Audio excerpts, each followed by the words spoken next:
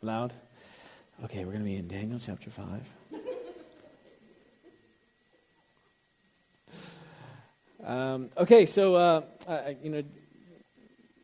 Lindsay just prayed, so we'll just carry on and get right into the study. I want to finish a little early and have a time of prayer and waiting on the Lord for the end of the time together as well. So in Daniel 5, we are coming to the end of sort of a section of the book. As the Chaldean Empire, the Babylonian Empire ends at the end of this chapter. Now, we left Nebuchadnezzar, we left him with that great revelation of who God was in chapter 4. In verse 37, he says, Nebuchadnezzar, praise and extol and honor the King of heaven. All of his works are truth, his ways justice. And those who walk in pride, he is able to put down. And that's where we left him. We left him at that pinnacle of faith and understanding as he recognizes who God is. And God, remember, he took him through those 7 seasons of being in the pasture and sort of eating grass and being like the cows. And he comes to that place of realization. And then he spends the rest of his rule, I guess, if you will. 43 years he ruled the Babylonian Empire after his father, just to give you an idea of sort of the range of how it looks and the different family tree. You have, I don't know how to say these words, Nabopolassar was the father, and Nebuchadnezzar, while he was coming to Jerusalem and in battle, he died, and Nebuchadnezzar became king. And he lasted 43 years and turned it over to evil Merodach, who's mentioned in Jeremiah. And he only reigned for a couple of years. He didn't do that great. He wasn't that great of a king. So he was murdered by his brother-in-law. Now, Nagalazzar and Nabonidus, they both married the daughters of Nebuchadnezzar. So they were the son-in-laws of evil Merodach. So evil Merodach, he reigned for 2 years. His brother-in-law kills him. He rules for 4 years. He dies. His son takes over. He's just a little kid. And so they beat him, bludgeoned him to death after a few months. And then Nabonidus, I don't know how you say it. I'm going to say Nabi. He took over and he ruled for a time. Now, the great thing about Daniel 5 is a great chapter as it speaks of history. And today is going to be a lot of history. It's just a lot of going through a section of the Old Testament. But there's some amazing things in this chapter that just give you some real understanding about what the Bible is and what the Bible says, and that the Bible is a historical document. And what's so great about it is that, in Daniel chapter 2, it's written there that Nebuchadnezzar was the head of gold, and there's going to be a kingdom that comes after him, and it's going to be a kingdom of silver. It's going to be lesser than the kingdom of the head. And so chapter 5 is that sort of fulfillment of that prophecy of chapter 2. So chapter 5 is that transfer from the gold to the silver as we move from the Babylonian kingdom into the kingdom of Cyrus and the Medes and the Persians. Now, what's exciting about this chapter is that this is one of those places where, about the 1850s really, there was this great push to show that Daniel is not an inspired book, that it was a later invention. And the reason that they said this is, one of the reasons they said this is this chapter, because of Belshazzar. Now, Belshazzar is not named really in any sort of archaeological finds for many years, up until around the 1850s or so.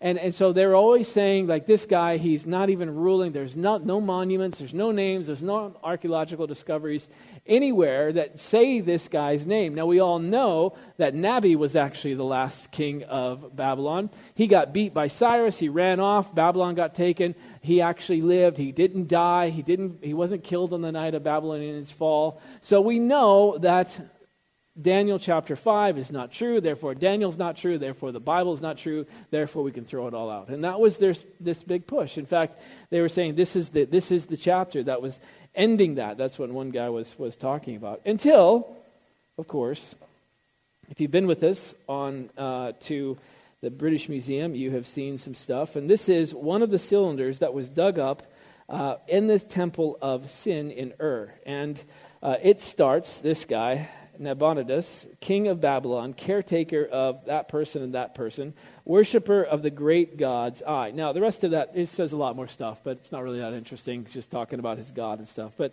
then towards the end, he says, as for me, Nabonidus, king of Babylon, save me from sinning against your great Godhead, and grant me as a present a lifelong days. And as for Belshazzar, note the eldest son, my offspring, instill reverence for your great Godhead in his heart, and may he not commit any cultic mistake. May he be seated with a life of plenitude. So here you have this artifact that's dug up in the late 1850s that actually names this very guy. To say, and he's not just names him, they say that he is the eldest son of the guy that the Bible says that he is the son of, and that he would rule or sort of have this great reverence, and he would be blessed as he ruled and reigned after his father. So you have this incredible archaeological fact that's dug up to show that this is actually a historical person. And when you actually look at why that is the case, he says in this particular chapter, he's going to make that person who tells in the dream the third ruler of the kingdom. And as you become the third ruler of the kingdom, there was this big push for 100 years. Why is that the case? Why wouldn't he be the second ruler? This is silly. Oh, that's because Belshazzar is not really real. It's all made up. And now you realize that this is exactly what this should have been, because his father was actually king. Belshazzar was actually second in command, and so the third ruler would be this person who interpreted the dreams. And another reason that his name is not really written in anything is that whenever they built something, even if Belshazzar built it, he would build it in the name of the actual king who ruled at that time. So Belshazzar would build something, or something would be built in the kingdom, but it would always have his dad's name on it because his dad was ruling. And so that's why he was not really written anywhere except for his dad's writing saying, bless my son.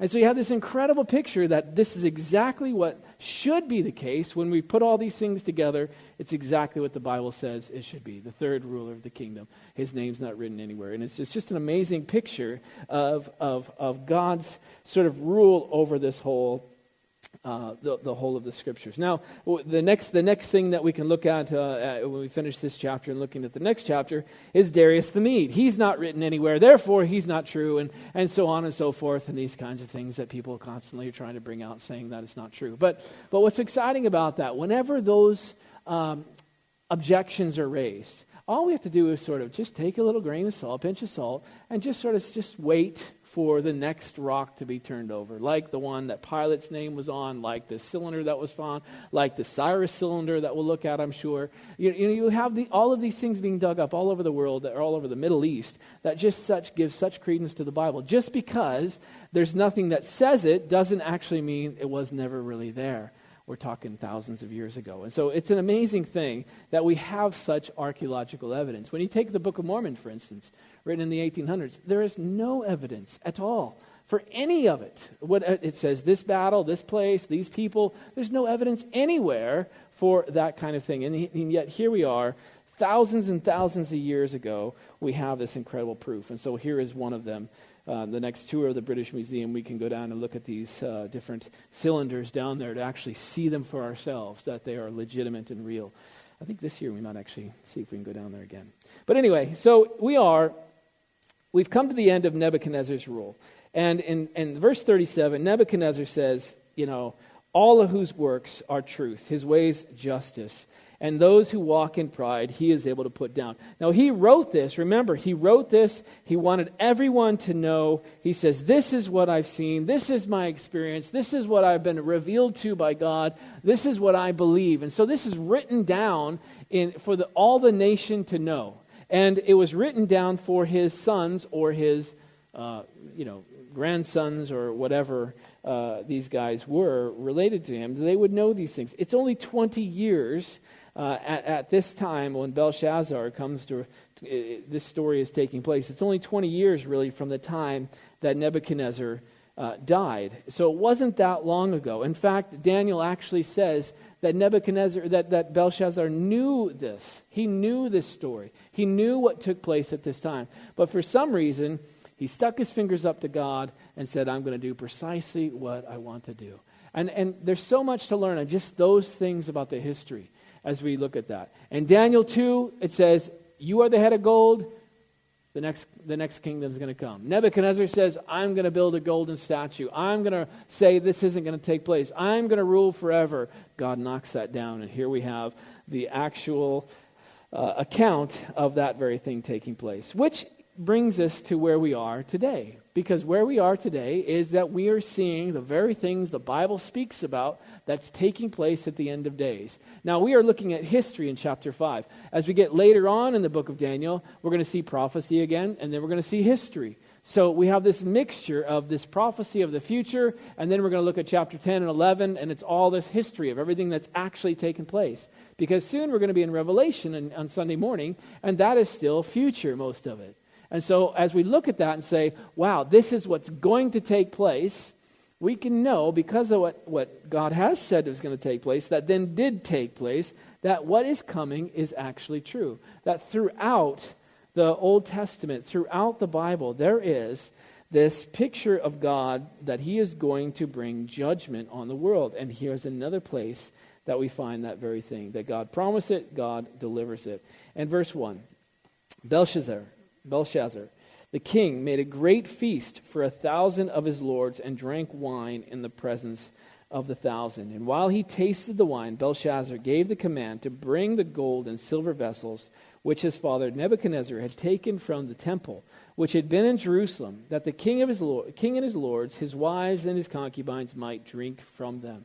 Then they brought the gold vessels that they had taken from the temple of the house of God, which had been in Jerusalem.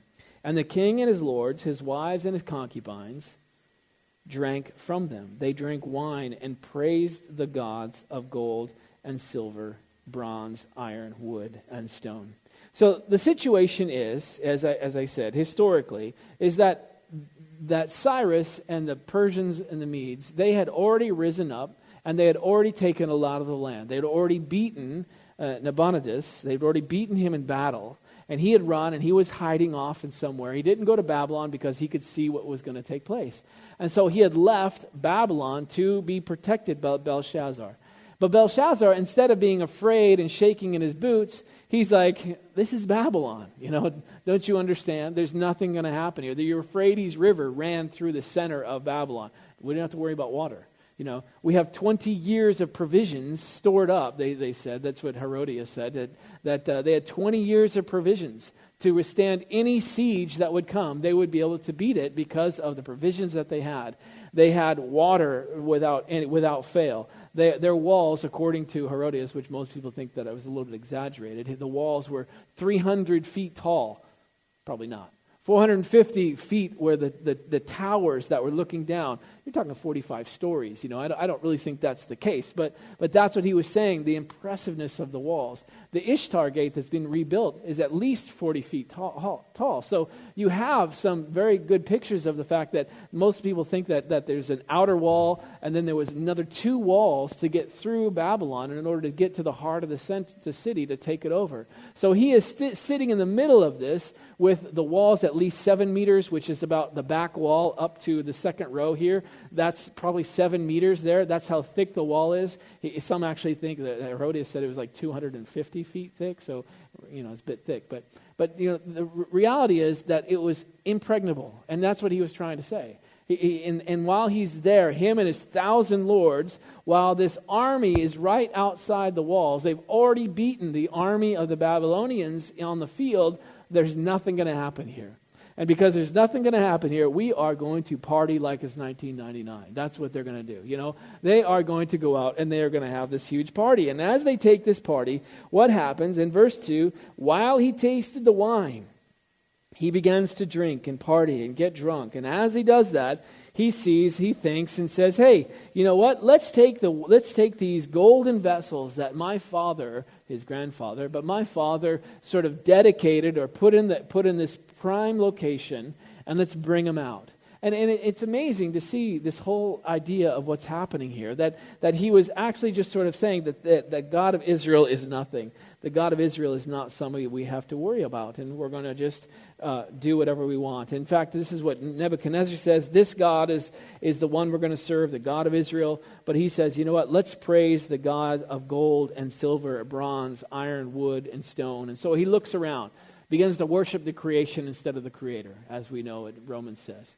And so he begins to worship these things that are going to protect him, the gold and silver that he has, that's going to keep him. The bronze, the gates, 100 gates in the city were all made of bronze. So there was no chance that they were going to be able to break those gates down. We had bronze gates. We have stone. The walls are made of stone. There's never going to get through this. We are praising these gods because they are going to be the ones that are going to protect us. They are going to be the ones that are actually going to be the ones that are going to help us. And in fact, we see that today, isn't it?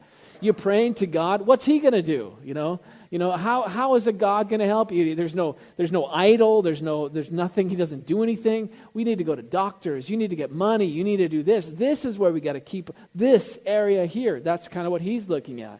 He's looking at the gods of these different iron being swords and spears are going to be the ones that protect him. So He's looking on the horizontal and beginning to praise the gods of those very things. While at the same time, he's sticking his fingers up at God, saying, you know what? You are nothing. We're going to take your holy vessels and drink wine out of them. We're going to get drunk off your golden vessels. Who cares? He's got nothing to say. And it's amazing how, his grandfather and those who walk in pride, he is able to put down. Now, we spent a lot of time on pride last week. I don't want to talk too much about that this particular week. But here this man standing, doing the very thing that his father was doing, standing there saying that we don't need this God of Israel. And when he does that, well, in the same hour, verse 5, in the same hour, as they're praising the gods with these vessels, doing the reason that they're there is the idolatry that they were in, the nation of Israel. They were in captivity because of the idolatry and because they didn't obey God, and yet he's taking these things, praising these very idols that had brought them into captivity. In the same hour, now this is the first time, the second time is in verse 30, that very night. In the same hour, the fingers of a man's hand appears and wrote opposite the lampstand on the plaster of the wall of the king's palace. And the king saw the part of the hand that wrote. Then the king's countenance changed, and his thoughts troubled him, so that the joints of his hips were loosened and his knees knocked together. The king cried out to bring in the astrologers, the Chaldeans, the soothsayers. The king spoke, saying to the wise men of Babylon, whoever reads this writing and tells me its interpretation shall be clothed with purple and have a chain of gold around his neck. And he shall be the third ruler of the kingdom, as I said. He would be after his father and himself.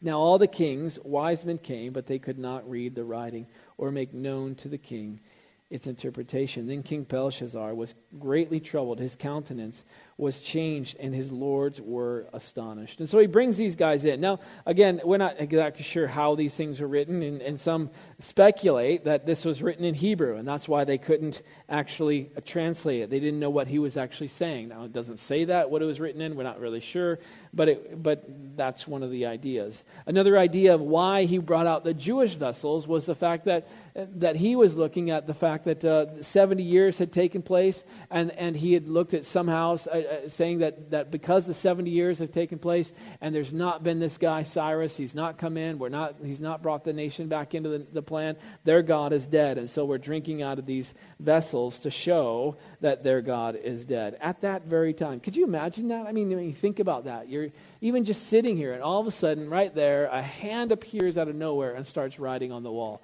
I think my knees would knock a little bit too, I don't think we should be too hard on the guy for that. But here he is drunk. Here he is thinking that he can handle anything. Here he is that there's this God, I'm going to just blaspheme. He's got nothing. And then a hand appears and begins to write on the wall.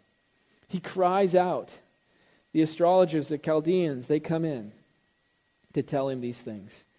And King Belshazzar was greatly troubled. His countenance was changed. His lords were astonished, perplexed.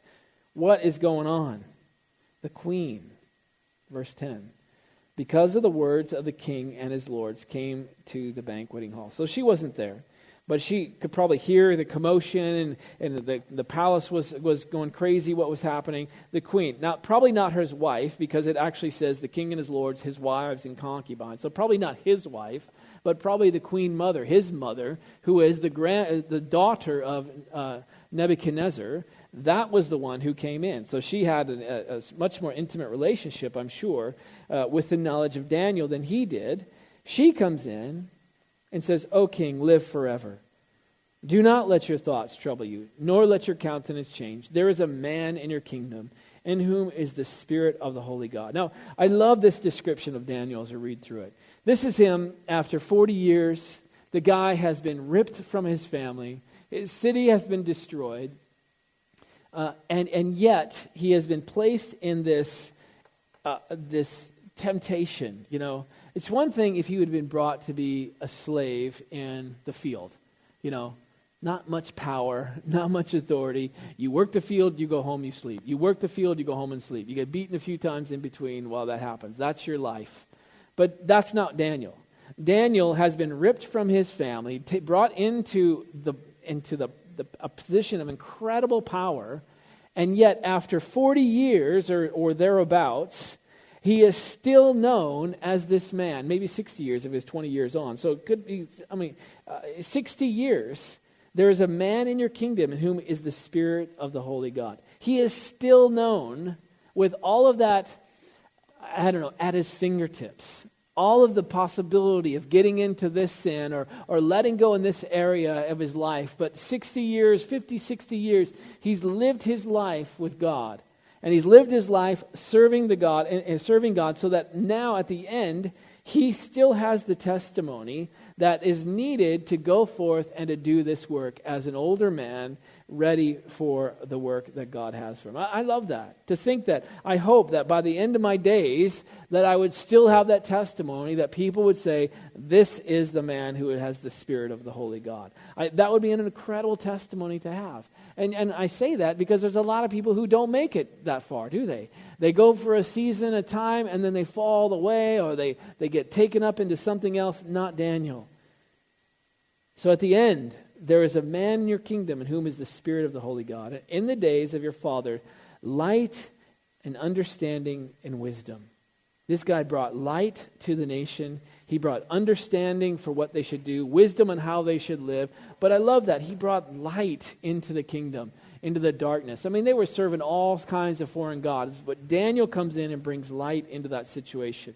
Now, he could have done what so many think. This is politics. There's nothing good in politics. I'm not doing this. I don't want to bring light into this situation. But he's a man who brings light into the situation. And it wasn't probably easy for him to do. In fact, we'll find out in chapter 6, it definitely wasn't easy for him to do. But he says, like the wisdom of gods. And so he has the wisdom of gods. That's what he's known for all of his life. We're found in him. And King Nebuchadnezzar, your father, the king, made him chief of the magicians, astrologers, Chaldeans, and soothsayers, inasmuch as an excellent spirit, knowledge, understanding, interpreting dreams, solving riddles, explaining enigmas were found in this Daniel, whom the king named Belteshazzar. Now let Daniel be called, and he will give the interpretation. I love the fact that she calls him Daniel. Belteshazzar is his name by the king. He had changed his name to that after the name of his god, but now at the end, he is known as Daniel. Yeah, his name is changed to Belteshazzar, but he's Daniel. And so this woman, this queen, is just praising his intellect, his interpreting, his knowledge, his spirit, the excellent spirit. She mentions it twice. The Spirit of the Holy God, the excellent spirit that's in him. Daniel has an incredible testimony in his life, not as a priest, but as a politician, as someone who is in that place where he could be so easily influenced and leave that.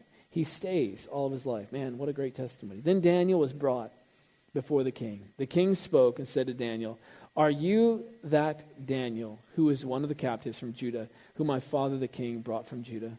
I have heard of you, and the Spirit of God is in you, and that light and understanding and excellent wisdom are found in you." Again, that light and understanding and excellent wisdom. Now the wise men astrologers have been brought in before me, that they should read this writing, make known to me its interpretation, but they could not. give the interpretation of the thing. And I have heard of you, that you can give interpretations and explain enigmas. Now, if you can read the writing and make known to me its interpretation, you shall be clothed with purple. You have a chain of gold around your neck and shall be the third ruler of the kingdom. I mean, the hush. Ooh, wow, what a incredible thing to have given. Man, wouldn't that just sort of, hey, if you do this for me, you can have that promotion. Wow. That would be awesome, wouldn't it? What does Daniel say? Let your gifts, Daniel answered and said before the king, let your gifts be for yourself. Now, when he answered King Nebuchadnezzar, he says, king, live forever. There's respect there. There's an acknowledgement that he is a great king. This time, he has no time for this guy. He doesn't, there's no respect here. He says, O king, in verse 18. Not, O king, live forever, as the queen did. O king, He just disregards all of that because there's just no respect for this guy, as there shouldn't be. Let your gifts be for yourself and give your rewards to another. Yet I will read the writing to the king and make known to him the interpretation. I love this attitude Daniel has. You know what? I don't care about your gifts. I don't care what you can give me or not give me. Why? Because the Most High God gave Nebuchadnezzar your father a kingdom and majesty and glory and honor. And he recognizes where it's from. When the promotions come, where does the promotion come? Daniel could say, well, I did interpret the dream. I was the one that brought the wisdom. I did bring the light. I did have the understanding. And you can have that. There's a great Bible teacher that actually said that. They said, how do you come up with these things? Well, I really just think about it and dwell on it, and it comes out of the great resources of my mind, And you're listening to him going, what? It comes from the Lord. That's where it comes from. The great moves of God. And Daniel does that. God is the one who put Nebuchadnezzar on the throne. He gave him majesty, glory, and honor. And he gives me the light, the wisdom, the understanding. He has that constant realization that the promotion, the moving up, the blessing, it comes from God, and he gives God the glory for it. And because of the majesty, verse 19, that he gave him, all peoples, nations, and languages trembled and feared before him. Whomever he wished, he executed. Whoever he wished, he kept alive. Whomever he wished, he set up. Whomever he wished, he put down. This is why he was the head of gold. He could do whatever he wanted to do. There were no rules that governed him. The Medes and Persian, there were laws. We'll look at that next week or next time. But not for him. He could change things at the whim. He could just say, kill them all. Okay, don't kill them all. Now kill them all. He could do whatever he wanted to do. And nobody would argue with him. Nobody would say anything different. This is why he was the head of gold, because he could do whatever he wanted. He had majesty and glory, and it was given to him by God. In verse 20, but when his heart was lifted up, and his spirit was hardened in his pride. And isn't that what happens? Your spirit is hardened in your pride. Your heart is lifted up, and you just become hardened to it. That I am not prideful. And it's amazing how pride can be so deceitful, isn't it? Where you think that you're humble, you think that you're okay, and your heart is hardened to it. And this is what he says, your spirit, his spirit was hardened in pride.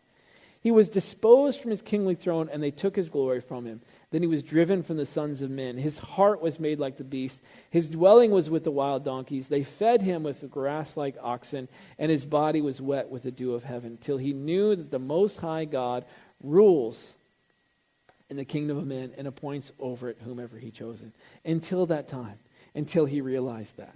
Now, I like to think about, and maybe we shouldn't, but I like to think about it. Why did God allow Nebuchadnezzar those opportunities to change, but not Belshazzar? You wonder about that. Well, maybe Jesus did say, or was said about Jesus, that he knows what's in man. He actually knows who is going to respond and who doesn't. He understands that. And so he doesn't, this is it for Belshazzar, what he's done. Nebuchadnezzar did some things too, but God gave him, in his grace, gave him this opportunity.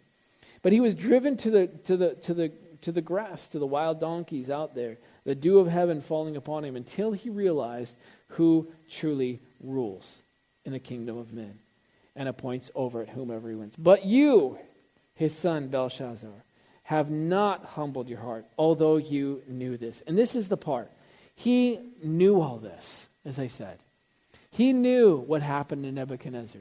But something about pride that just keeps us from actually thinking, what? That's not going to happen to me. How many times has that been sort of the last thing someone thinks? Oh, I know if I go down that path that it happens to everybody else, but it won't happen to me. I'll be able to withstand it. I'll be able to handle it. I'll be able to, and our pride leads us down those paths to get us to a place where we just fall completely. He's like, you knew this. It's amazing how many times God warns us and tells us and gives us examples. In fact, in the books of the Corinthians, we're actually told that the Old Testament was there for examples so that we could see how God works, what faith does, what disobedience happens, or what happens when we are disobedient. You know, those are there for our examples for us to learn from. But I read them, wow, they walked with God, the kingdom was blessed. They didn't walk with God, they had a horrible time. That's not going to happen to me, you know. We're under grace, you know, or I'm this, and we just don't learn our lesson. Here, his grandfather, the king, the great king, was humbled by God and put there. And he then proclaims it to everybody. His grandson knows all about it. And yet he did not humble his heart. Now, why doesn't that happen? Why do we just keep going down that path? Why do we keep skirting around and getting closer and closer and closer to that moment till we do what Belshazzar does? Well, we don't maybe drink out of the holy vessels, but we do that thing that we know is not right, almost putting our fingers up at God. Well, he does. And you have lifted yourself up, verse 23, against the Lord of heaven. They have brought the vessels of his house before you. And you and your lords, your wives and your concubines have drunk wine from them. And you have praised the gods of silver, gold, bronze, and iron, wood, and stone, which do not see or hear or know. Now, here's one of those verses that tell us what God thinks of other gods.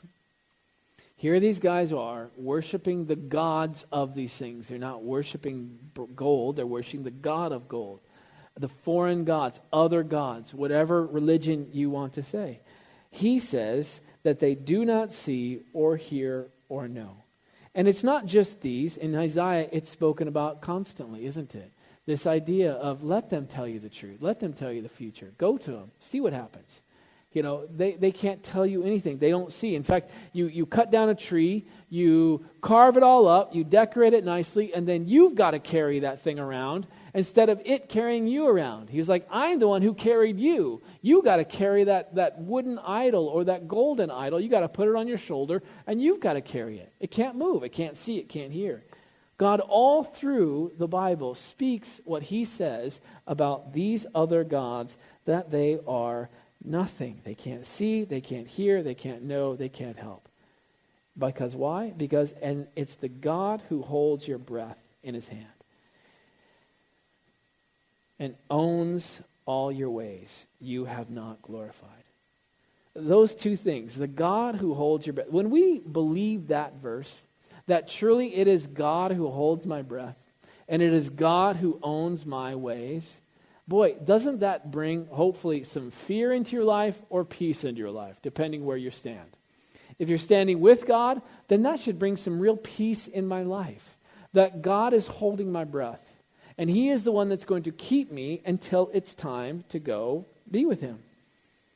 And he is going to be with me, and he owns or he guides or he leads me on my way. And so this is why Daniel is able to stand up. When you have that faith, Daniel.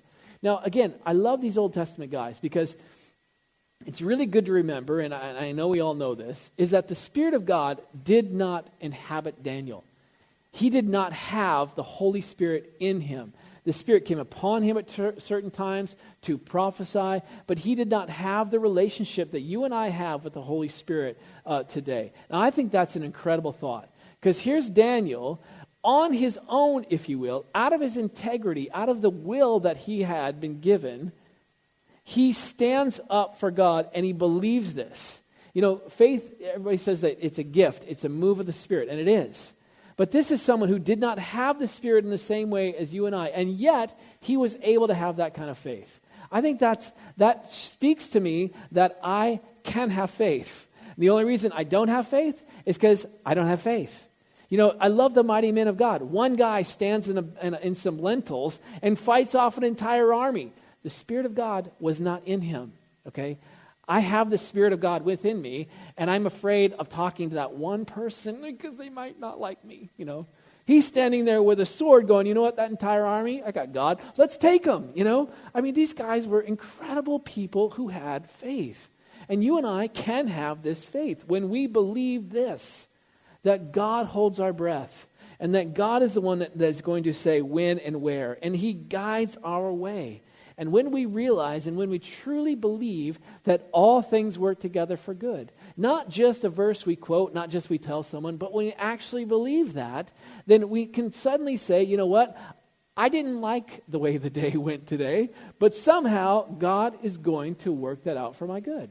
So I'm going to trust that he's going to do that. Now, Daniel has an incredible opportunity in the next chapter to test these things. It's amazing how we say that, you know.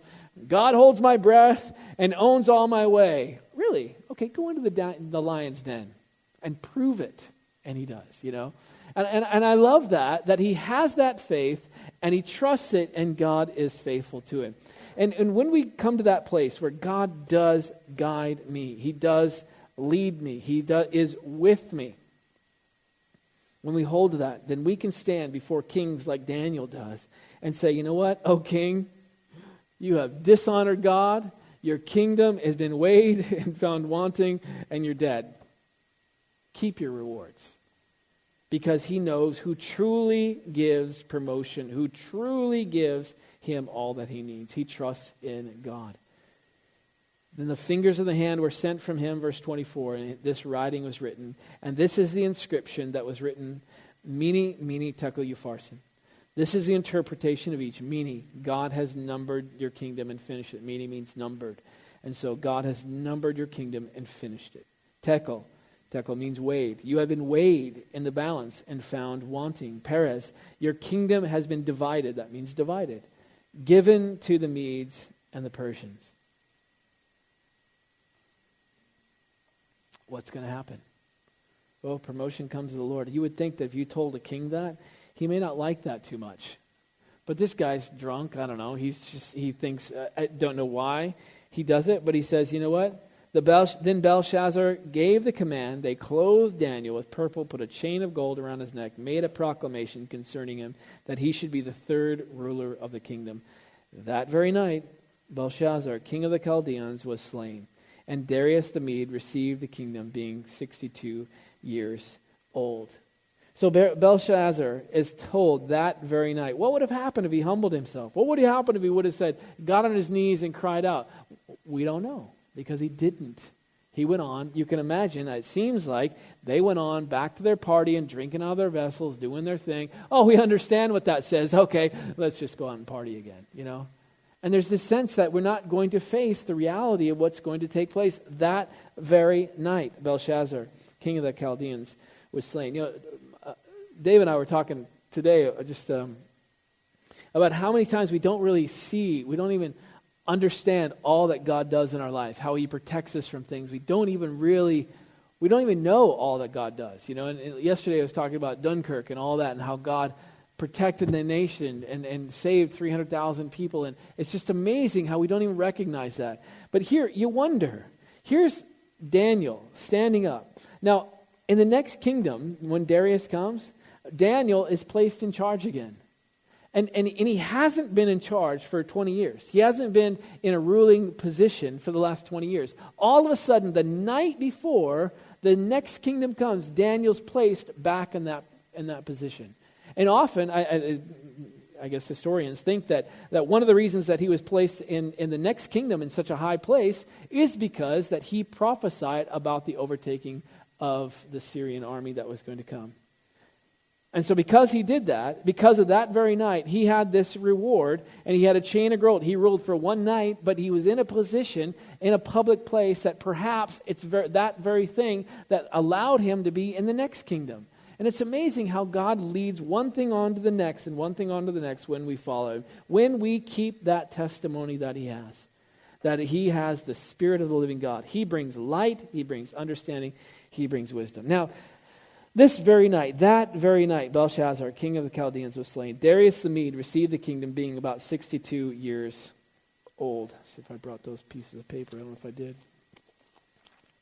I didn't. I'll skip that bit. But he says, that very night, Darius the Mede comes in. Now, what happened is they were outside the kingdom. As I said, the walls are huge. They're not going to get in. They're not going to get through the gates. It's impossible. So what they do? Well, Cyrus and Darius, they divert the Euphrates River into the swamps until it becomes a stream, so that the entire army walks under the gates, if you will, in the Euphrates River, walks into the heart of the city. And that would have got them into the heart of the city. The problem is there is all of these walls. But for some reason, according to the historians, one of the gates was left unlocked. And because the gate was left unlocked, once they got into the heart of the city, they were able to get through this one gate. And that night, the city was taken without any bloodshed at all. They were just able to walk right into the city. It's an amazing thing. They were sitting there thinking that the gods of gold and iron and the gods of stone, they're going to protect us. Well, an interesting verse, chapter 45 of Isaiah. Thus says the Lord to his anointed, to Cyrus, the leader of the king that was coming, the leader of this army, whose right hand I have holden to subdue nations before him. I will loosen the loins of kings, to open before him the two-leaved gates, and the gates shall not be shut. So it says right there, Isaiah was hundreds of years before this took place. We have a picture of Cyrus coming in, that the loins of the kings are going to be loosed. Didn't we just read that? And that the gates are going to be opened, which is what historians said was actually the case, what took place. The gates were opened before them as they went in through the Euphrates River. And it's an amazing thing. Again, in Isaiah, we are told that this very thing took place. Darius the Mede received the kingdom being 62 years old. Now, it's that verse 30 I want to close with this as we sort of spend some time in worship of this God who holds our breath and owns all of our ways. But in verse 30, that very night, it happened that very night. It reminded me of a parable that Jesus told in Luke chapter 12. The rich man has this incredible crop, doesn't he? He has this incredible harvest. And he looks around and says, what shall I do? And he says, I will do this. I will pull down my barns and build greater. And there I will store all my crops and my goods. And I will say to my soul, soul, you have many goods laid up for many years. Take your ease, eat, drink, and be merry. But God said to him, fool, this night your soul will be required of you. Then whose will those things be by which you have provided?